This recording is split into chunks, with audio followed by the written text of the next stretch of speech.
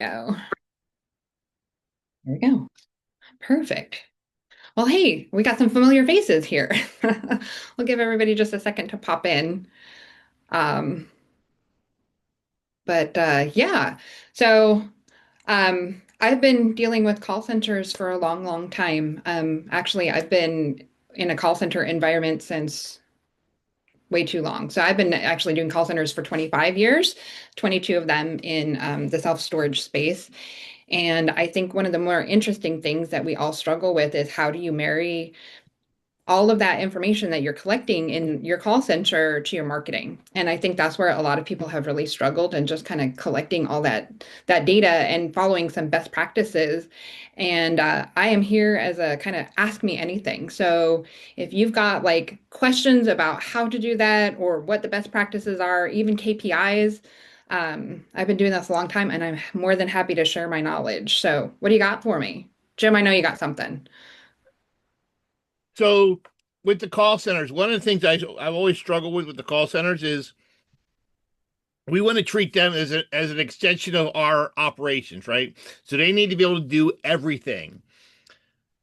What has been your experience? Because we always say I'd rather have a call center than an answering machine. I want the person to answer the live phone. What is your cadence, or how do you work with the call centers when they're going back and they're not quite doing what you want to do, or they're getting bad or misinformation? As far as like if you've got a third party doing it versus somebody internally. Yeah. Yeah. Yeah. So if you're using someone else as a service, I think one of the best things is being really proactive, making sure that your account manager knows that you're listening to those phone calls and having those conversations is super important. There's a lot of people who will um, ignore that for quite some time and then they hear one bad phone call and they freak out and it makes it really challenging. But if you're building that relationship with your account manager and saying, hey, I noticed this, or I think that we could do this, or even better, what information do you need from me to answer my calls better?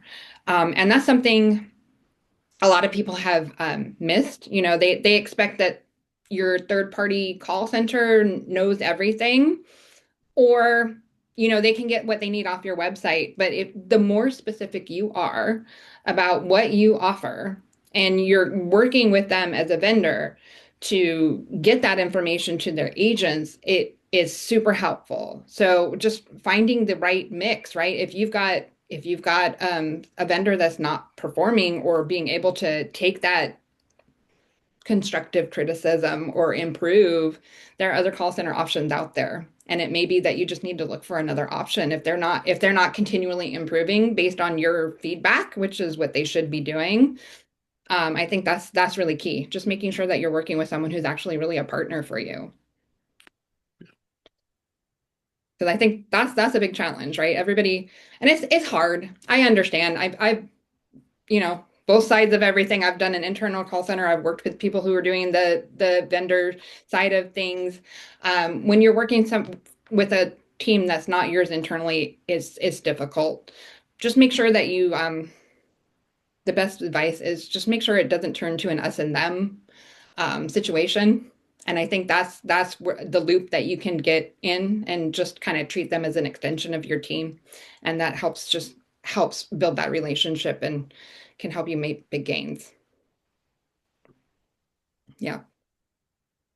I was curious about your recommendations. So I use an outsourced call center, and one of the most important things is that I just have someone to answer the call, especially when there's a potential tenant coming in.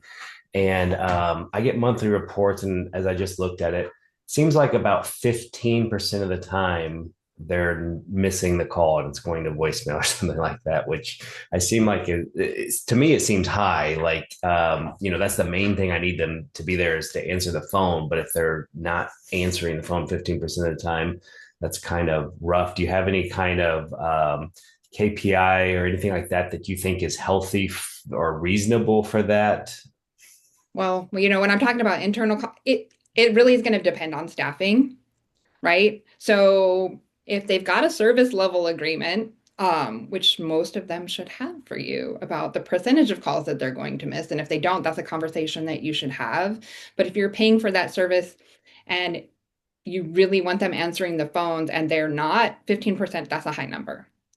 Mhm. I would expect staffing to be at a higher level so that they're answering more of those phone calls. They're providing that service for you, right? Right.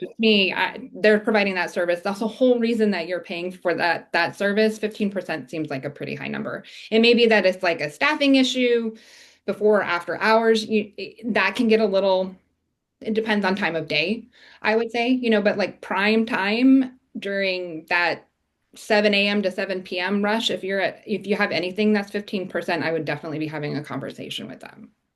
Yeah. Yeah. Yeah, I agree. I thought that was high myself. And the last 3 months probably I brought it up and they, said, oh, staffing, we had to get someone new and hiring new people. And now we have more people. It should work out. And I think they're also messing with AI to see if they can use AI kind of as a little bit Right. of a help there. But Yeah. yeah, I've got mixed feelings about that too. If I'm paying them for live people, but then getting AI, I don't know. I'm still trying to figure that out. Well, that's, I think, the really interesting thing. I feel like most people right now are trying to figure out AI agents. To me, I'm personally for that because I think AI can help answer a lot of those basic questions very easily, right? And Right. it can be something where it actually helps the agents that are really needed to focus on the call at the time, not worried about all those other calls on queue, and actually really focus on either selling or really problem solving because I think it's going to just ease the burden on the call center agents overall, and improve the quality of things. And I've seen where AI can actually like de-escalate a very angry customer, and it's pretty amazing what's out there now. So as we experiment and conversational AI actually changes, I think it's actually only going to make the experience when they get to a live agent even better because they've either gotten to the point where they really need help or they've gotten to the point where they just have some extra questions and they feel more comfortable with the person and the person that's on the call can totally dedicate their time. Being Yeah, that's being true. being on the other side, right? I've answered phone calls and it's just like you've got all those things in queue and you're trying to do as best you can and you may not be focused on that conversation as much. I think it's actually going to help ease the burden a lot. Yeah, for sure. We've been looking, sorry, go ahead. Oh, Sorry. yeah. Oh, go ahead. We've been looking at different companies for AI and call center, and it's hard. I've think I've looked at 4 companies now, and one is probably far superior. Well, I think they're just ahead of the game more so than the others, but it's hard when I try to break the system when I try to interrupt it to see, because when you get somebody that's frustrated on there, I interrupted it to see what the computer will do. And I think Swivel right now has probably the best one out there. I know OpenText working with Unity, they're Unity. pretty good as well. Yeah. Yeah, they're pretty good as well. I don't know. I don't know that we're necessarily looking to change like call centers, but I know we're looking into the AI aspect of it. And I was just wondering if anybody on here has somebody that they use, and if they could just offer some feedback on that or what they like and don't like, kind of like the pros and cons, because I think it's definitely where the call center is going. But I don't. I just wanted to know if anybody had been utilizing any of them. Yeah, I'd be interested in that as well. And also to add on to that is I think the piece that's missing right now with AI, unless someone can tell me different, is collecting payment and actually taking credit cards and processing payment, stuff like that. I don't think it's there yet, right? So when I talk to, it seems like I know with Unity and with Swivel, I don't think it's there. I don't think No. that they don't want the responsibility of the card information. Right. They Yeah, don't I want think that part of it. that's been the big thing That's is kind of everybody's what I really understand. concerned about the PCI compliance, right? And that's Sure. the piece that everybody hasn't dialed in just yet. And I think once they get that figured out, we'll see that actually handling everything much more quickly. But yeah, I think they're still grappling with some of the compliance issues there. Jen, I think Mhm. that's the reason why Unity partnered with OpenText because when I first looked at Unity 2 months ago, they had a great product, but the problem was they didn't have that API integration that they could do some of the things. And I said, without an API integration, you're not going to get to the next step of where you want to be. And for them to try to build the API integration wasn't going to work. And that's why I think they started to partner with OpenText, because OpenText already has all the API integrations for payments and gate codes and all those things. So I think that was a great evolution for Unity to create that partnership with OpenText to help that. And I think XPS is talking to somebody as well about the same thing. There's a couple other AIs out there. I've talked to 4 or 5 of the companies that are doing AI. That I think that's the biggest piece they're missing. The some of them are Jen, you're right. Some of them are more advanced with the verbiage, and it sounds more realistic than more robotic. But until they get that API piece configured where they can do certain things, that's where the rubber's going to meet the road. Yeah, absolutely. Absolutely. And I'm still struggling a lot with the sales technique. I think that for me, most of the models just haven't gotten the sales technique just right. To me, it feels very much like an order taker versus an actual like sales transactional piece. And so that's the thing that I've been struggling with as I'm having those conversations with people. It's like, yeah, it's not an order taker. It needs to upsell. We need to do these things. And it'll be great when we get there. But I'm not sure that any of those models have gotten there yet. Cori, have you looked at Calculate? I mean, I know it's not AI and I know it's a little different, but Calculate's that sizing model that will help people get the right size. And I've done Ross for a while, over a year or so now. And we utilize it a lot when we had our stores. And there were certain things there it was really good at, but it didn't take that next step. Exactly. But I mean, we still know that half the people calling for storage have no idea what they're looking for. And I actually did a session this week with a company in California, and I asked them, "What's the first question you should ask somebody when they're calling?" Everybody's like, "What size do you want?" I said, "No. How about you ask? You don't How about you know. ask? Have you ever used storage before?" For me, that's the best question to Yeah. start with. Yeah, absolutely. And so that's one of those things as I've worked with several different operators, I'm like, no, no, no. Don't start with that question. I hate when people like, what size do you know? You're the expert. You want to guide them through that conversation, right? So ask all of those questions. And that's kind of what the AI models are missing to me is all those conversational pieces. How soon do you need storage? What are you storing? Because that's a great conversation. And I know that can lead to other things, but you can get an idea, right? Do you need help picking that space out? And then you can sell your features and benefits and I'll get your amenities in there, right? Oh yeah, great. You can pack and stack those boxes. We have 10-foot ceilings, so you can save space and money. I mean, it's just those components are so important to the sales technique. So when you're working with call centers and the call center agents, coaching them so that they're actually asking those questions appropriately. And so I would love to see those AI models actually improve in that immensely because I don't think they're there yet. Have you recommended Calculate to anybody? Because I've recommended that to a few people. Because even with my own stores, when they had people calling, we say, "Hey, go onto our website. This will help you build the right size." We start asking those questions. Yeah. And we were trying to get more people on the website to use it as a tool to help gauge the right size. I think there's a lot of merit to that, but there's still some quirkiness to it where you gotta, once you pick the one, it should take you right to the size you want, not take you back to the standard list. So yeah. I but mean, I think having that tool is helpful. it's really helpful, right? And being able to have your agents have that tool available to walk through someone through that. I think 9 times out of 10, someone's calling, they're looking at your website or they looked at your website and they didn't find the information that they needed. And that's the other key component, right? Is making sure that your agents know that website inside and out, making sure that they have the tools they need to answer those questions is super important. And just understanding, honestly, again, 9 times out of 10, a customer's already either on your website or looked at your website and they haven't found what they need. And so then guiding that conversation, tailoring that conversation makes it a lot easier.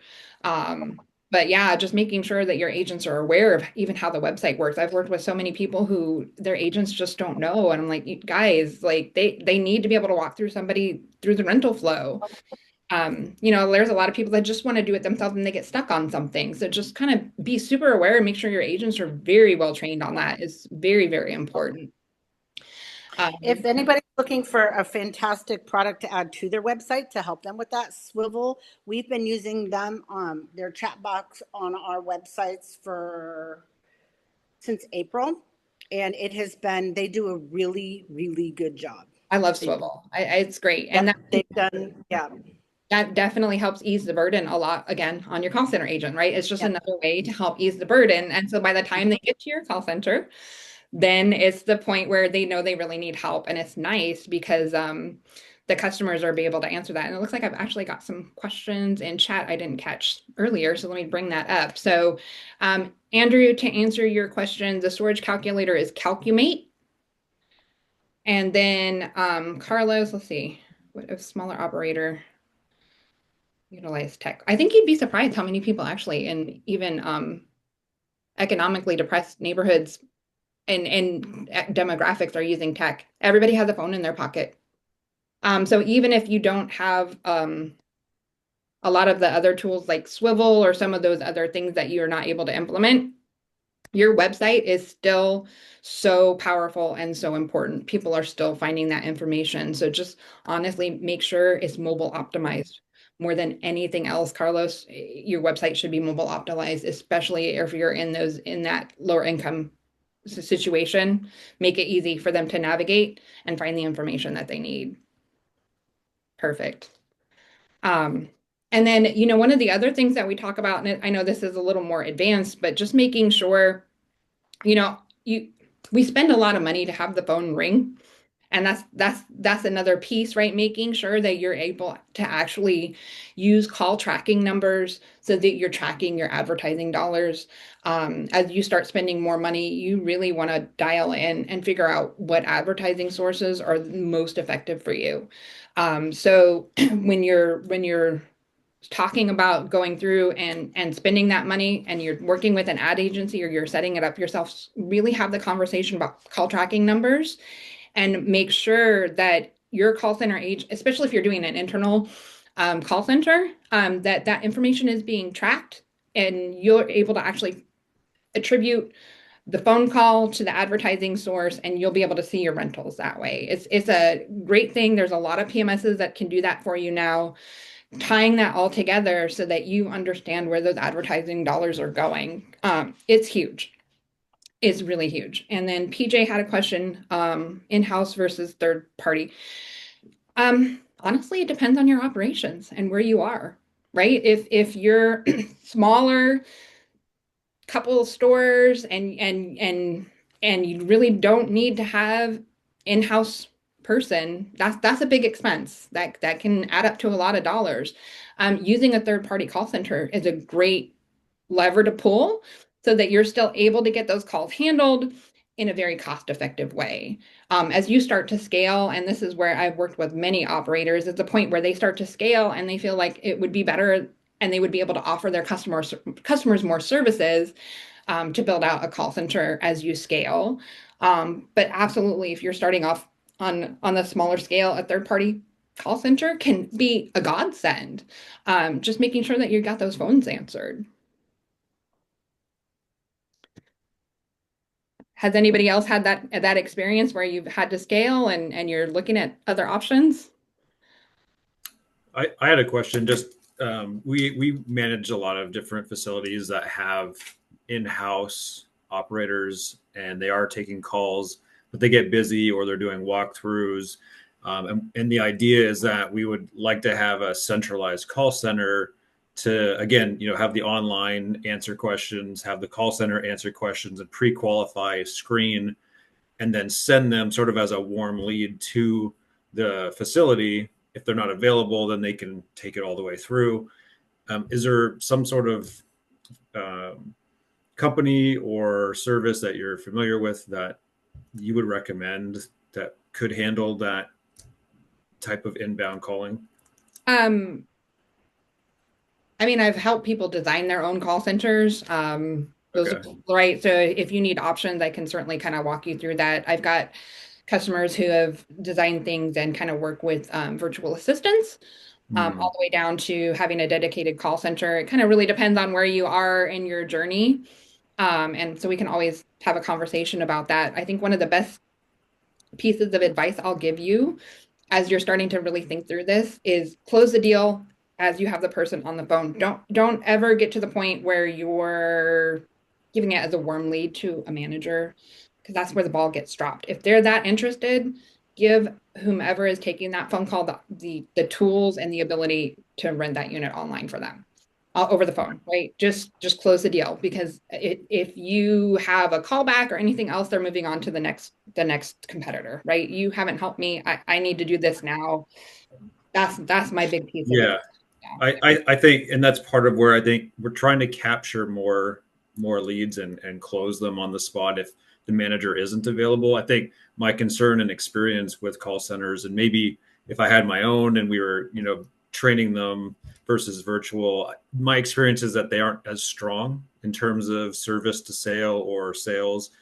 And so finding what location they're best suited to, and we route them there. The manager has been trained. We have a sales process, and so they're going to be stronger at closing. And so that's the thought process there, is that conversion is still higher with the managers versus the virtual assistant. But if we had a strong call center, maybe that's the key versus I, the I, virtual. that is a key. I mean, for me, when I was working with an operator, we were 17 years. We were one of the first to actually do rentals online, but and I worked on that project very closely, but I made sure that every single one of my call center agents could walk somebody through that entire process, right? Because I Right. want to close the deal. Don't just hand it off. Don't just expect them to think, walk them through that. If they're online and they're looking at it, that just walk through the process. So, it may be a matter of finding a better a better fit for you for being able to close that. Yeah. There are very strong call center agents that can absolutely, that's what they do. They need to close that sale. So Okay. And you're saying building your own versus a virtual service that you know of that's I mean, really strong. it's one of those things that there's so many different options out there. That's the problem. it's I it's know, hard I to know. find. I'm trying to figure out the one that works best for you and your Yeah. model. But if I'm working with someone right now and they've got people who are very strong and they want to train them into those call center agents and bring them out of the store because it's Hmm. going to be beneficial to them. So it just kind of depends on your team. But I mean, we can have a conversation if you'd like later offline and talk about Okay. kind of options and some recommendations too. Yeah. Okay. Yeah. Yeah. Sounds good. Thank you. And then Jim Mooney, I'll do the thing that we always talk about, which is make sure whomever you are dealing with is logging every single lead and you've got a lead follow-up program is hugely important and is hugely impactful. And if you've got really good call center agents, you can leverage them to do those follow-ups later on. I think that's a super powerful key to making sure that you're closing on those leads that you're getting. I know we always talk about it's important to answer the call. Okay, it's beyond that. You need to answer the call, you need to log the call, and you need to follow up on it. And I think that's a key piece that gets missed a lot. Cori, I just talked to a client yesterday with focus on this, and I told him that in my world, when we do the mystery shopping, um, if it's not logged in, it's an automatic zero, no matter how well they did, and they were shocked. And I said, on top of that, if it's not followed up the very next morning, what we call the thank you call, they lose 50% of their score. Absolutely. And it's not that we're trying to be mean, but how much do we pay for those leads? And I can tell you, I don't know if how last when we talk, I just did a physical shop here in my home market, and I went out and shopped 6 competitors. 4 of them are nationally known brands. Nobody asked me for my name.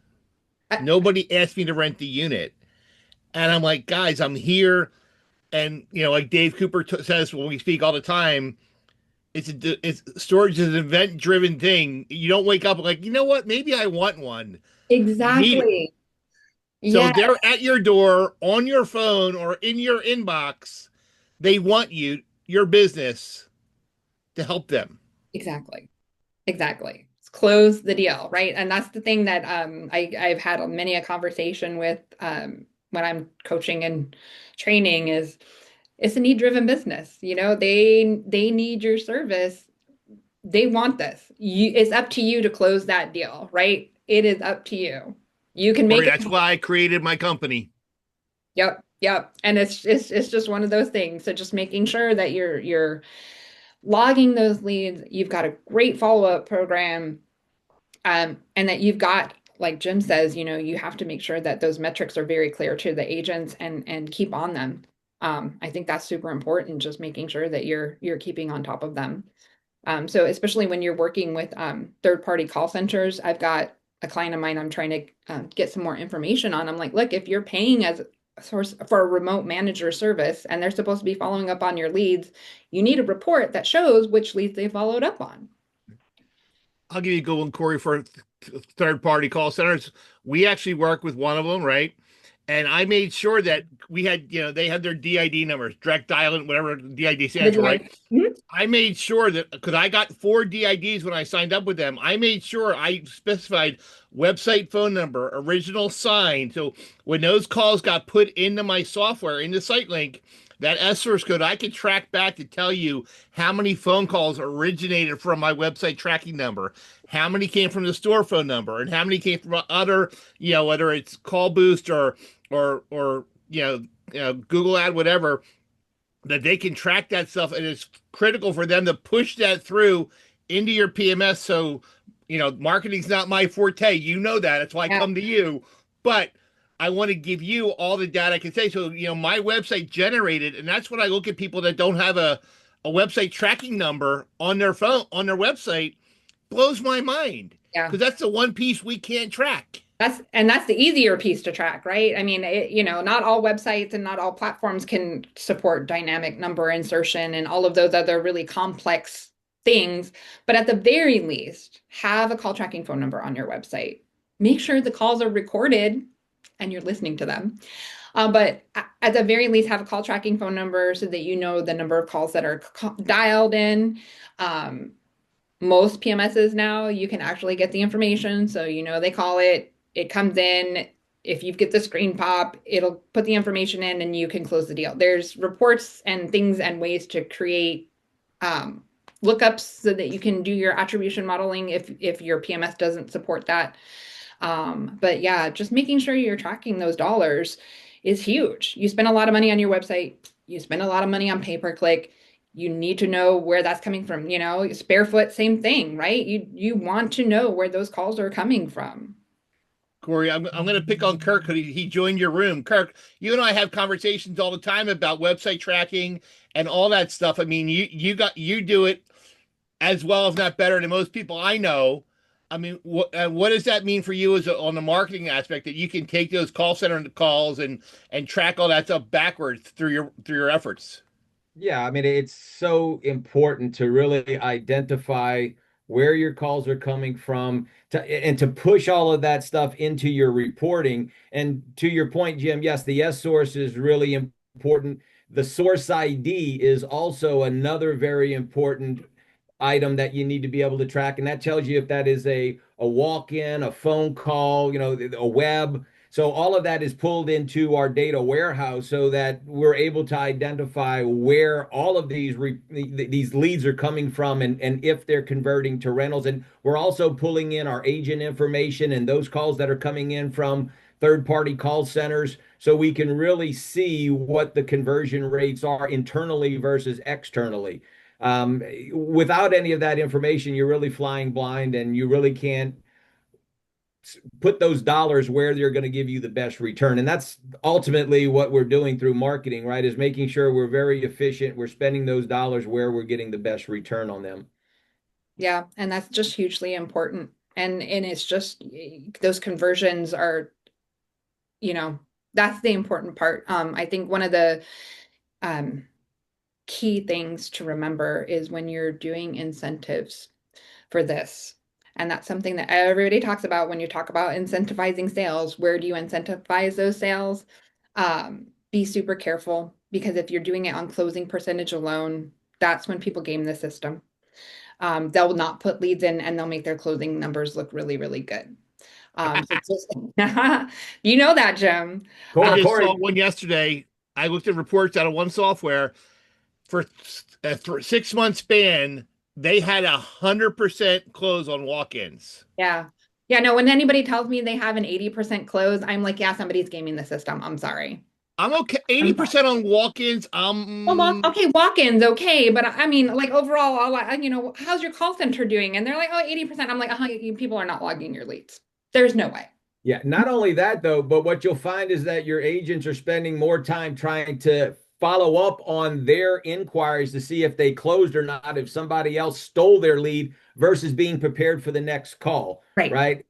They're trying to get off the call really quickly and not really focused on selling the features and benefits, overcoming objections, everything they should be doing on the call. And yes, if they fall into the trap and a customer asks, give me the price of your 10 by 10, and they give that right up front without trying to say, hey, let me pull that up on my computer. In the meantime, let me tell you a little bit about the features and benefits of this store.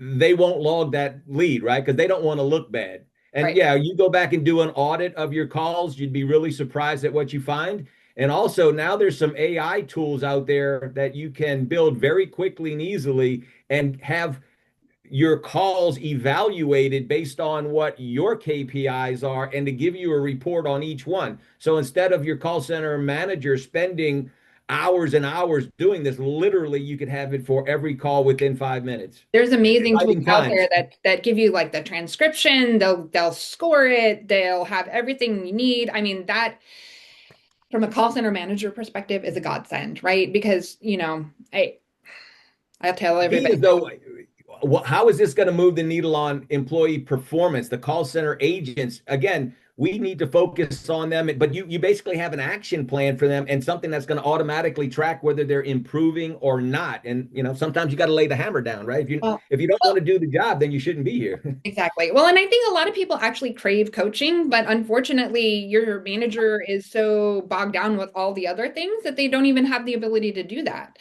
So if you've got these tools available for your call center manager to do those evaluations, one, they're actually getting done.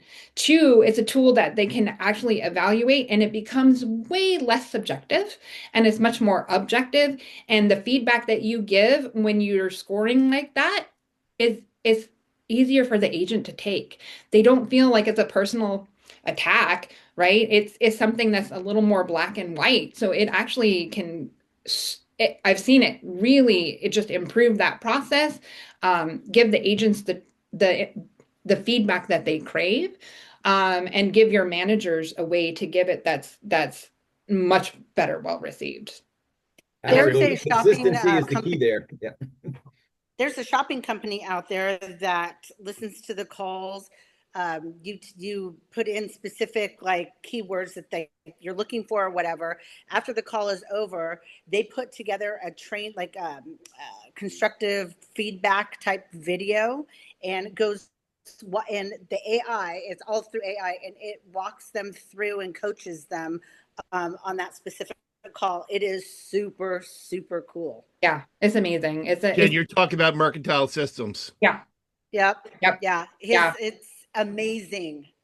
Yeah. If you We're guys not there yet with our call center, but I can't say down the road, I definitely would not encourage Darren to implement something like that because for one, it takes it off the the district manager, whomever does it. And the way that he has constructed it for the AI agent with the criticism or,